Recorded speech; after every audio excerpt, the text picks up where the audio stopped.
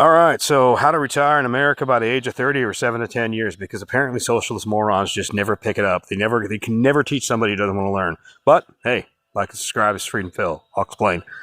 It's really as simple as this. When you're young, when you're in high school, if you can learn a trade while you're there, learn it. You know, if you can get something figured out before you do it, do that. Trucking, plumbing, electrician, accounting. And by the way, one of the things you should be taught as young as possible is you need to understand how compound interest works. You need to understand how mathematics and minimalism works. Because let's just say I can live off basically less than $100 a month, but let's just go crazy and be $300 a month. Yeah, I can live off almost nothing. So we're talking, what, $25 a month for insurance, $15 for laundry, assuming I don't wash it in the creek, because, you know, I'm kind of a wild man. But, and then, what, $20 for gas and $30 a month for internet. We're not talking a lot of money there. So let's just up it to $200 to $300. Maybe I get a new Switch game here and there and order something cool on Amazon. I could live off almost next to nothing. And doing that with trucking, for instance, is a free apartment on wheels. So no utilities, no rent, no problems, no issues. And I don't have to commute to work. Now, if you can do that in your own home, like your own town, like I don't care whether you're living in the backyard in a tent in someone's place, or if you're renting a share room with a bunch of other people, maybe you're still living with your parents. There's nothing shameful about that, because if you're able to save your money and invest it when you're young, compound interest makes you rich instead of you being its bitch. Most people are taught to think in reverse.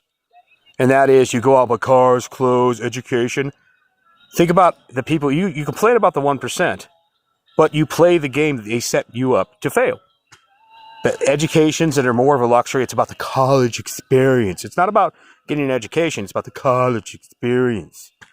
So what I'm getting at with this is that if you avoid these pitfalls, these traps, these issues, yeah, effectively, when you're putting away, you know, live in a state with no state income tax and a company that has a profit sharing match, basically, yeah, you could be putting away $80K a year or more, you know, every year. And then that's making, once you get, let's give you simple numbers, 10% of 100,000, because that's a paltry amount. Some people can do even better investing. They know what they're doing.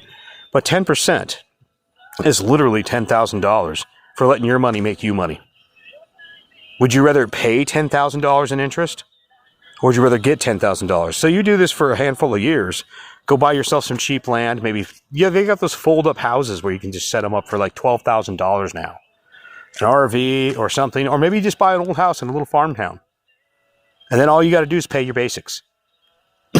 Just saying, retirement by 30 or 7 to 10 years. Because socialists are waiting for someone to save them, but a guy like me knows nobody's coming. Like and subscribe. Y'all have a good night.